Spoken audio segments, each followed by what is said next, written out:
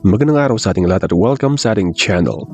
Napapatanong ka ba kung paano naisulat ang Biblia? Hindi natin pag-uusapan kung ano ang history at kung paano nabuo ang Biblia sa video na ito.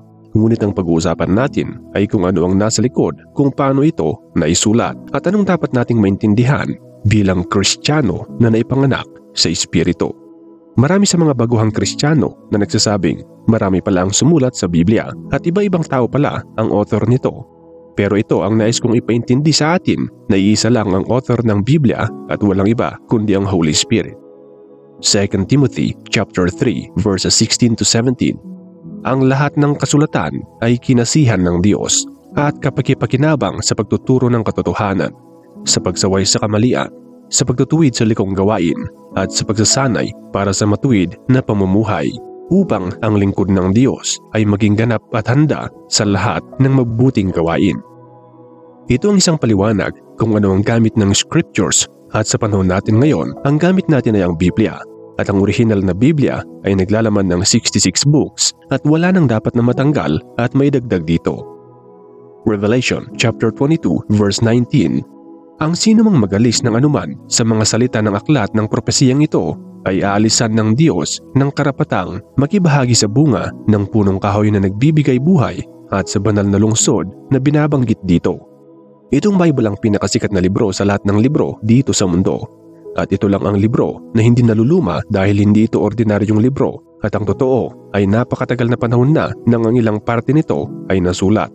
Ang unang 5 libro na Genesis, Exodus, Leviticus, Numbers at Deuteronomy ay tinatawag din na Pentateuch. Ang authorship nito ay na-credit kay Moises dahil siya daw ang itinuturong nag-compile nito, ngunit ang totoo ay hindi siyang sumulat lahat ng nasa Pentateuch dahil nga ang sakop ng Genesis ay mula pa ng creation hanggang sa mga Israelita. At sa panahon ng creation ay hindi pa nag-i-exist si Moises at ibig sabihin lang nito ay may mga naunang tao na ginamit ng Diyos na nagsulat ng libro na na-inspired by the Holy Spirit bago pa kay Moises. Totoo na mga taong gumawa ng aksyon na sumulat para mabuo ang libro at tao rin ang nag-compile dito para maging isang libro na tinatawag natin ngayon na Bible na nabuo mula sa 66 books na sinulat ng iba't ibang mga tao na hindi magkakakilala at nabuhay sa magkakaibang panahon. Halimbawa si Moises ay nabuhay noong mga 1600s to 1200s BCE kung kanino nag-credit ang authorship ng Pentateuch. Samantalang si John the Beloved naman ay sinulat ang Book of Revelation na huling bahagi ng Biblia at estimated na sinulat niya ito noong mga 67 AD. So malaki ang agwat ng taon mula kay Moises hanggang kay John the Beloved dahil ang estimated years difference ay mula 1200 to 1600 years. Hindi magkakakilala ang nagsulat sa Old Testament sa mga nagsulat sa New Testament. Ngunit, kung pag-aaralan ang Biblia ay maintindihan natin na connected ang bawat isa. Katulad ng mga propesiya sa Old Testament na naganap sa New Testament at nawitnessan ng mga taong sumulat. Katulad ng manifestation ng salita na naging Lord Jesus Christ. Paunawa ng pagkaka-explain ko sa video na ito ay medyo hindi naintindihan ng mga commoner na hindi naniniwala sa mga spiritual na bagay. Nais kong ipaintindi na hindi talagang mga taong ito ang nagsulat ng Biblia kundi ay ang Holy Spirit o sabihin na natin na ang Diyos mismo. Ngayon, ang Holy Spirit ay hindi nakikita, ngunit siya ay nararamdaman at siya ay kasama ng mga tao ng Diyos. Ang mga tao ng Diyos noon sa Old Testament ay mga propeta at nasa kanila ang Holy Spirit ng Diyos kaya sila malalakas at nakakatakot pagalitin dahil makapangyarihan silang magsumpa o mang-bless. Numbers chapter 11 verse 17. Pagdating ninyo roon, bababa ako at makikipag-usap sa iyo. Babahaginan ko sila ng espiritong ibinigay ko sa iyo upang makatulong mo sila. Ito yung panahon na kausap ng Diyos si Moises at sinabi dito na ang espiritu ng Diyos ay na kay Moises na ibabahagi din ng Diyos sa mga kasama pang iba ni Moises. Ang punto na nais nating kunin dito para maintindihan ninyong nanonood ay na kay Moises ang espiritu ng Diyos o ang Holy Spirit. Maging kay Elijah na malakas na propeta ng Diyos noon ay nasa kanya ang Holy Spirit of God. 1 Kings chapter 19 verses 11 to 12. Ganito ang sagot sa kanya, lumabas ka at tumayo sa ibabaw ng bundok sa harapan ko. Pagkasabi nito'y dumaan si Yahweh at umihip ang napakalakas na hangin. Sumabog ang bundok at nagkadurog-durog ang mga bato sa lakas ng hangin. Ngunit wala sa hangin si Yahweh.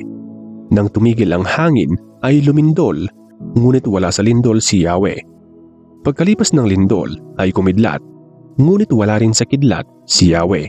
Pagkalipas ng kidlat, narinig niya ang isang banayad na tinig. Ito naman yung panahon na tumakbo si Elijah dahil takot siyang patayin ni Jezebel na asawa ni Haring Ahab. Nagpunta siya noon sa bundok ng Diyos para kausapin ang Diyos at nangyari itong nabasa natin. Ngunit wala sa hangin, wala sa lindol at wala sa kidlat ang Holy Spirit, kundi ay narinig niya ang small voice o yung banayad na tinig. Itong banayad na tinig o small voice ay ang Holy Spirit. Siya ay na kay Elijah na matagal ng panahon at ito rin yung spirit na hiningi ni Elisha noong marapture si Elijah. Dahil si Elisha ang tagapagmana ni Elijah, siya ang pumalit na propeta kay Elijah. 2 Kings chapter 2 verse 9. Nang sila'y makatawid, sinabi ni Elias kay Eliseo, "Hingin mo kung ano ang gagawin ko sa iyo bago ako kunin sa iyo." At sinabi ni Eliseo, "Hayaan mong mapasa akin ang dobleng bahagi ng iyong espiritu." Ito ang hiningi ni Elisha kay Elijah bago ito kunin ng Diyos, at pagkatapos kunin ng Diyos si Elijah sa pamamagitan ng rapture ay nangyari na kay Elisha ang hiniling niya na napasa kanya ang espiritu ni Elijah. 2 Kings chapter 2 verses 14 to 15. Kanyang kinuha ang balabal ni Elias na nahulog sa kanya at hinampas ng tubig na sinasabi, "Nasaan ang Panginoon, ang Diyos ni Elias?" Nang kanyang mahampas ang tubig, ito ay nahawi sa isang panig at sa kabila, at si Eliseo ay tumawid. At nang makita siya sa may di kalayuan ng mga anak ng mga propeta na nasa Jericho, ay kanilang sinabi, "Ang espiritu ni Elias ay na kay Eliseo." Sila'y lumapit upang salubungin siya at nagpatira pa sa lupa sa harapan niya. Itong espiritu na tinutukoy dito ay walang iba kundi ang Holy Spirit, dahil ang Holy Spirit ang manifestor ng kapangyarihan ng Diyos. And at the same time ay siya ang espiritu ng Diyos at siya rin ang Diyos. Kaya yung mga naunang propeta na nasa kanila ang espiritu ng Diyos ay nasa kanila ang Diyos, kaya sila malalakas. Ulitin natin na ang Diyos ay Triune God, ang Father God, God the Son na si Lord Jesus Christ, at ang Holy Spirit or Spirit of God. Ito ang tatlong revelation ng Diyos na Triune God, tatlong pagkakakilanlan pero iisang Diyos, o tatlong revelasyon pero iisang Diyos, o tatlong persona pero iisang Diyos. Kaya sinabi sa nabasa nating teksto na hinahanap ni Eliseo ang Panginoon ni Elias na Holy Spirit na naibigay din sa kanya. Ulitin natin, na hinahanap ni Eliseo ang Panginoon ni Elias na Holy Spirit na wala ring iba kundi ang Espiritu ng Diyos. Ang point na nais kong maintindihan natin ay yung Holy Spirit ay ang Espiritu ng Diyos na hindi nakikita, na siyang sinasamba ng mga tao. Yung Diyos na hindi nakikita. Ngunit ito ay nakatira sa katawan ng mga tao niya noon at hanggang ngayon. Katulad din ng mga apostles ng Lord Jesus Christ noong araw ng Pentecost, ito naman yung araw na pinuntahan sila ng Holy Spirit of God at nagsimulang tumira sa kanilang katawan bilang buhay na templo. Acts chapter 2 verses 1 to 4. Nang dumating ang araw ng Pentecostes, silang lahat ay nagkatipon sa isang lugar. Biglang dumating mula sa langit ang isang ugong na gaya ng isang humahagibis na hanging malakas, at pinuno nito ang buong bahay kung saan sila ay nakaupo. Sa kanila'y may nagpakitang parang mga dilang apoy na nahahati at lumapag sa bawat isa sa kanila. Silang lahat ay napuspos ng Espiritu Santo at nagsimulang magsalita ng iba't ibang wika, ayon sa pinagkalob sa kanila ng Espiritu. Ito rin ang Holy Spirit of God na parehong naramdaman at tumira sa mga naunang propeta ng Diyos na nabuhay bago pang pagkapanganak ng Lord Jesus Christ sa katawang lupa. At siya rin ang kaparehong Holy Spirit of God na nakikipag-isa sa mga apostles sa araw ng Pentecostes. Ito ang dahilan kung bakit sinasabi nating ang Holy Spirit ang author ng Biblia, dahil siya ang nakipag-isa sa mga taong sumulat ng Biblia. Ang Holy Spirit ay espiritu na ibig sabihin ay walang katawang lupa. Samantalang ang tao ay may katawang lupa na pangmundo, kaya nakakahawak ng ballpen at papel. Ngayon, Ang Holy Spirit ay walang katawang lupa dahil siya ay Espiritu ng Diyos at ang pagkikipag-usap niya sa kanyang mga tao ay Spirit to Spirit. Kaya small voice ang narinig ni Elijah na boses ng Diyos noong siya ay nasa bundok dahil ito ay mula sa Holy Spirit. Katulad din itong nararamdaman mo sa iyong puso kapag ikaw ay tunay na naipanganak na sa Espiritu. Small voice na nagkikipag-usap sa iyo at nasa iyo na lang kung diringgin mo siya o hindi.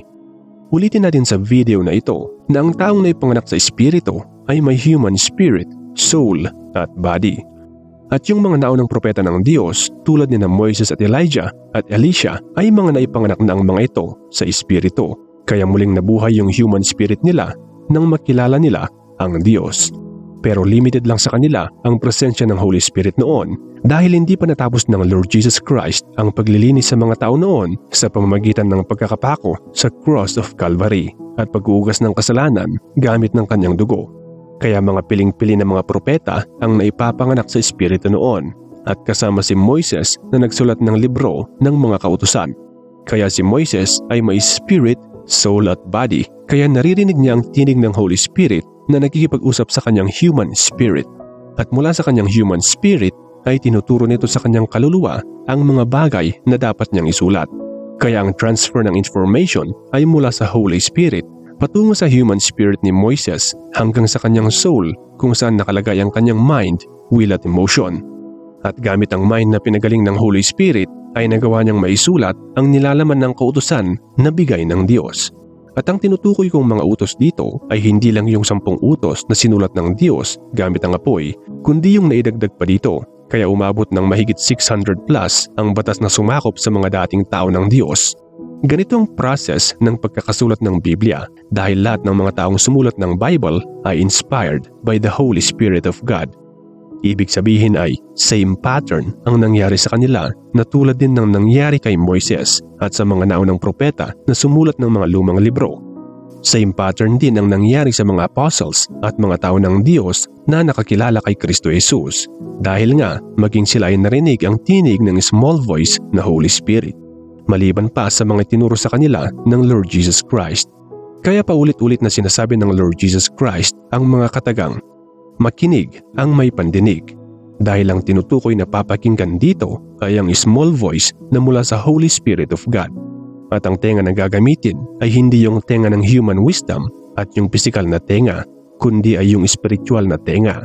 Kaya nga, kahit naturo ng turo ang Lord Jesus Christ ng harapan sa mga maraming tao noon na mga Saduceo at Pariseo ay hindi pa rin nila maintindihan ang ibig sabihin ng Lord Jesus Christ dahil hindi pa nila na-activate ang kanilang mga spiritual ears at spiritual eyes at spiritual wisdom.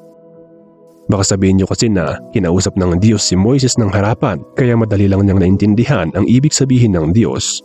Totoong kinausap ng Diyos si Moises ng harapan pero hindi siya nag-rely sa kanyang human wisdom dahil ang ginamit pa rin niya ay ang kanyang spiritual understanding.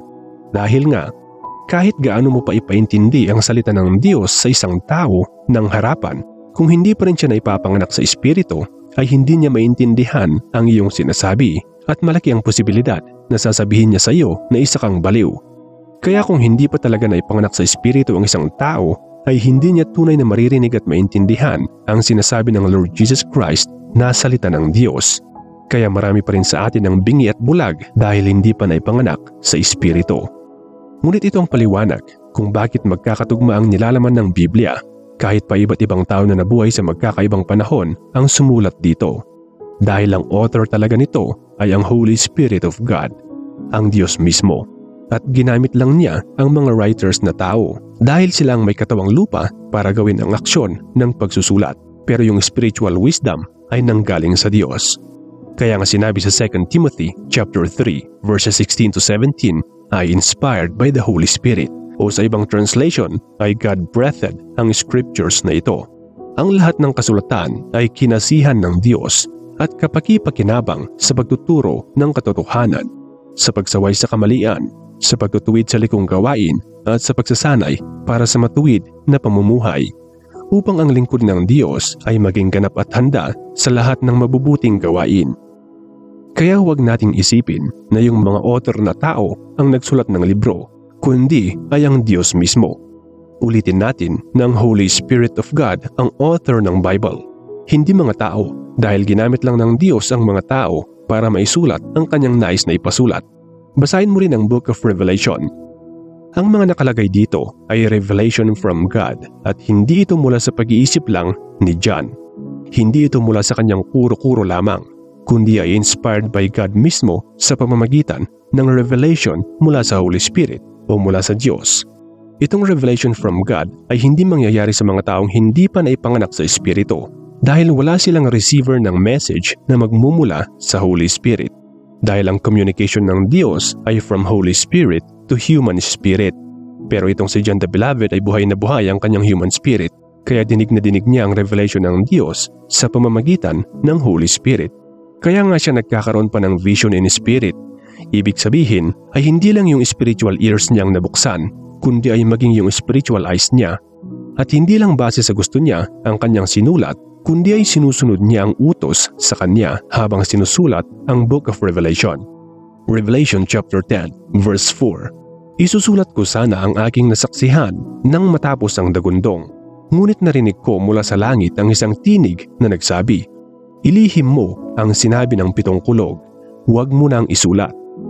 Dito ay may narinig si John na hindi pinayagan ng Diyos na isulat niya, kaya hindi niya isinulat.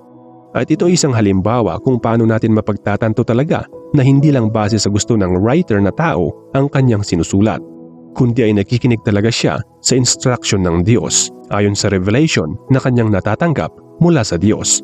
At siguradong ganito rin ang ginawa ng iba pang mga sumulat ng libro na binabasa natin ngayon na Biblia.